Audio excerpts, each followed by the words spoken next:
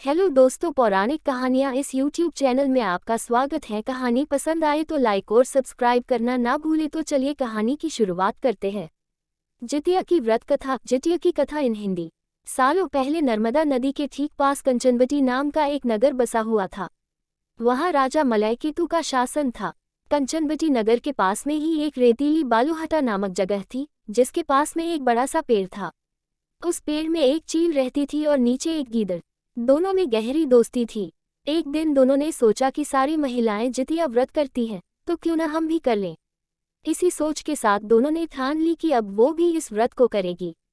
उन्होंने श्री जीउतवाहन भगवान को मन ही मन नमस्कार करते हुए कहा, हम आपकी पूजा और व्रत पूरी विधि के साथ करेंगे। जैसे ही व्रत का दिन आया तो पास के ही एक धनवान व्यापारी की मौत हो गई। उसको अंतिम विदाई देने के लिए बालूहटा ही लाया गया, जहाँ गीदड़ और चील रहते थे। व्रत के दिन गीदड़ ने मरे हुए व्यक्ति को देखा तो उसे भूख लग गई। वो खुद को रोक नहीं पाए और मांस खाने की वजह से उसका व्रत उसी वक्त टूट गया। उस व्यापारी के शव को चील ने भी देखा था, लेकिन उसने व्रत के कारण उसे नहीं खाया। उसके बाद चील और गीदड़ दोनों अगले जन्म में कंचनवटी के भास्कर नामक ब्राह्मण के घर में बेटी के रूप में पैदा हुए। चील का जन्म बड़ी बहन के रूप में हुआ, जिसका नाम शीलवती पड़ा और उसकी शादी बुद्धिसेन नामक लड़के से कराई गई। गीदड़ का जन्म उसकी छोटी बहन कपूरावती के रूप में हुआ। समय होने पर उसका विवाह कंचनवटी के राजा मलयकेतु से उसके पिता ने करवाया। भले ही कपूरावती विवाह के बाद कंचनवटी की रानी बन गई हो, लेकिन उसे बेटा का सुख नहीं मिला। उसके घर जितने भी बच्चे जन्म लेते थे, वो उसी दिन मर जाते। ऐसा होते होते कपूरावती काफी परेशान हो गई। इधर उसकी बड़ी बहन शीलवती को 7 बेटे हुए थे। जब उसके सारे बेटे बड़े हो गए तो उन्होंने महल में कार्य करना शुरू कर दिया। अपनी दीदी के बेटों को देखकर धीरे धीरे कपूरावती रानी के मन में जलन का भाव पैदा होने लगा। उसने इसी जलन की वजह से अपने पति को कहकर अपनी दीदी के सारे बेटों के सिर कटवाकर एक बर्तन में रख दिए।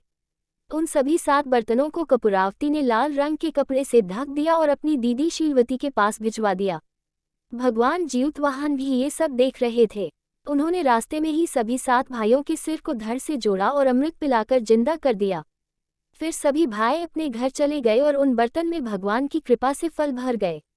उधर कपूरावती अपनी दीदी के घर से शोक समाचार मिलने के इंतजार में बैठी हुई थी।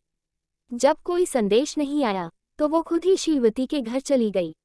वहां जैसे ही उसने अपनी दीदी के सारे बेटों को जिंदा देखा तो वो हैरान हो गई। कुछ देर बाद उसने दीदी शीलवती को अपनी हरकत के बारे में बताया। उसने कहा कि किस तरह से उसने बर्तनों में उसके बेटों के सिर काटकर डाल दिए थे और जोर जोर से रोने लगी। तभी शीलवती को अपने पिछले जन्म के बारे में याद आ गया। वो अपनी छोटी बहन को उसी पेड़ को पास लेकर गई जहां वो दोनों पहले रहा करते थे। उसने कपूरावती को पिछले जन्म में रखे जितिया व्रत की पूरी कहानी सुनाई। ये सब जानते ही कपूरावती ने उसी वक्त अपना दम तोड़ दिया। राजा को तुरंत शीलवती ने इस बात की जानकारी भिजवाई। अपनी पत्नी के बारे में दुख भरा समाचार मिलते ही राजा वहां पहुंचे और कपूरावती को उसी पेड़ के नीचे अंतिम विदाई दी।